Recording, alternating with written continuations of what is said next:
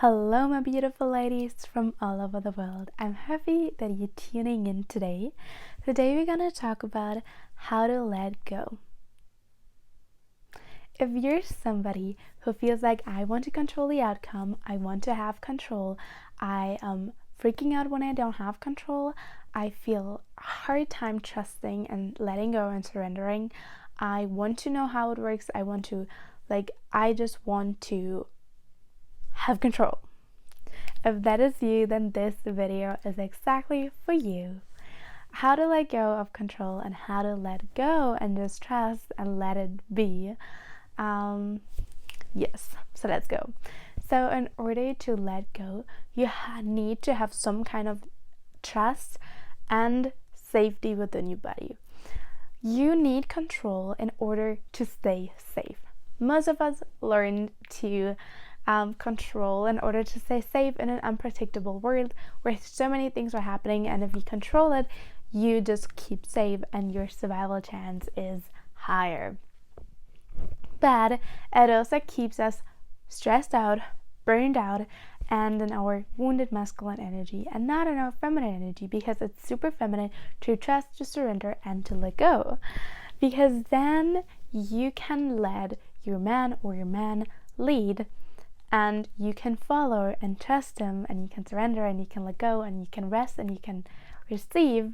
And if you're constantly in control, then you also have to make the decisions, you have to do the work. You already see this is like bam, bam, bam, I'm in control, and I receive and I let go as more like flowy, relaxing, and it feels completely different within your body. If you feel a lot of need for control, you feel it probably in your body as well. You might feel tension, you might feel neck pain or shoulder here, like in the shoulder area. You might feel like just tense muscles because your emotions are stored in your body, and your fear, your anxiety, your control need is within every cell of your body, within your tissues, and yeah.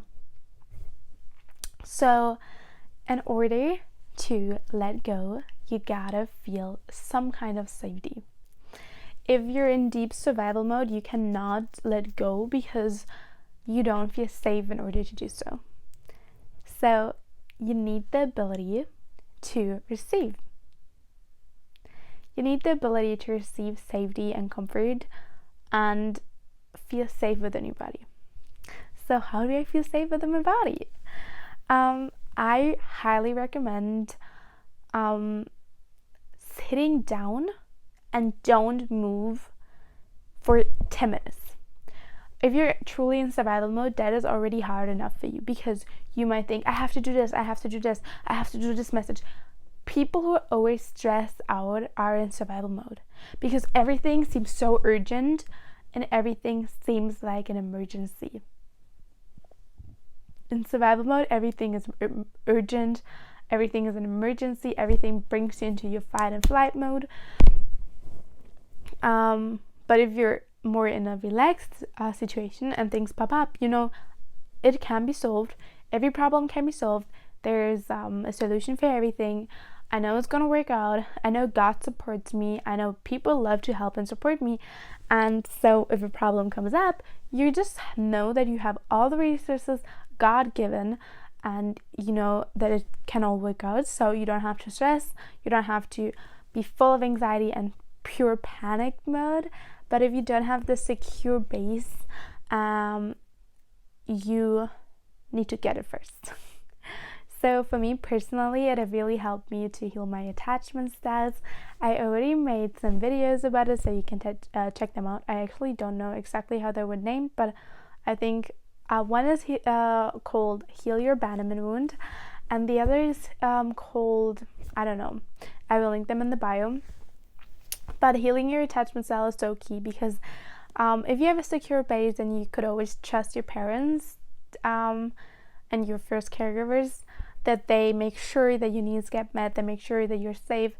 Then yes, this is you have like a deep inner trust. But if your parents were only sometimes helping you, then yeah, they put you in a fight and flight mode because they were not attending your needs and you were a helpless child who could not do all of this by herself.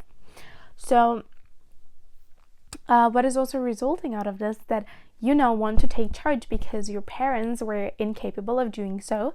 So you want to take charge, and you're like in this fight or fight mode. I will do it myself. I'm gonna be independent.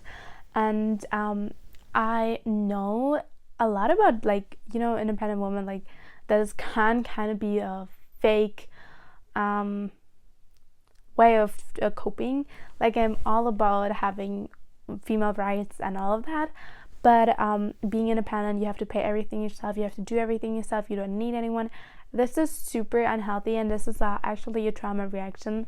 I don't think you have that if you come from a healthy and stable family environment. You have this is if you had to do a lot of for yourself. For example, me, I was a child in a lot of situations where I had to do it myself because there was literally no one to help me. There was no one who supported me. There was no one I could rely on. So I like cope with it, but being like I became very capable in a lot of things and very skilled because I needed it in order to survive. And then I was like, I don't need anyone because I can do everything myself. And it kind of was like also a pride of me, like I don't need anyone, but also a protection mechanism because I could always rely on myself in those moments, but I was a lot of times abandoned and not helped when I needed.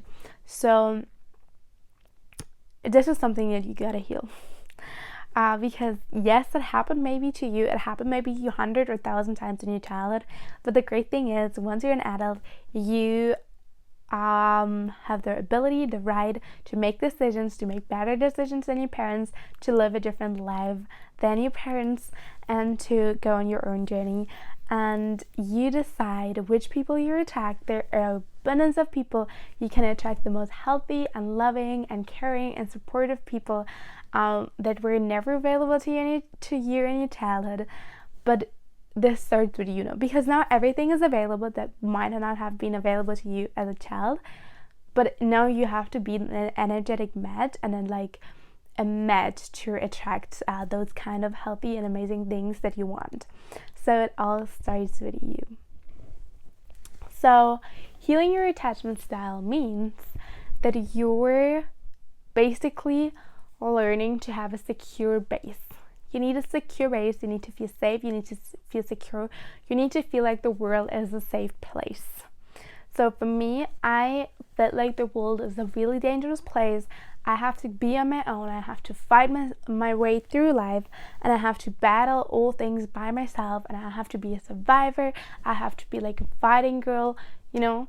And once I really learned to trust God and allow God I'm crying, and allow God to really help me and support me, and I don't have to do it all by myself. People showed up to help me, people showed up to support me, money showed up to support me, opportunities came to support me because I allowed it, because I was open to it. And actually I'm still working on it and through it, because I was just currently told by a person I really appreciate that I come across as really capable and really confident, and therefore a lot of people actually don't want to help me because they don't feel the need to help me because I can do it all by myself, and I give off the vibe like I don't need anyone.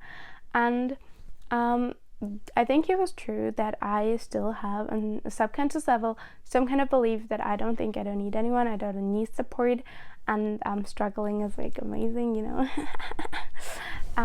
So yeah, that's why it came to my mind. I just wanted to talk about. In the last month, I really learned to trust and to surrender and to trust God's timing, and it's crazy how things just work out if you trust.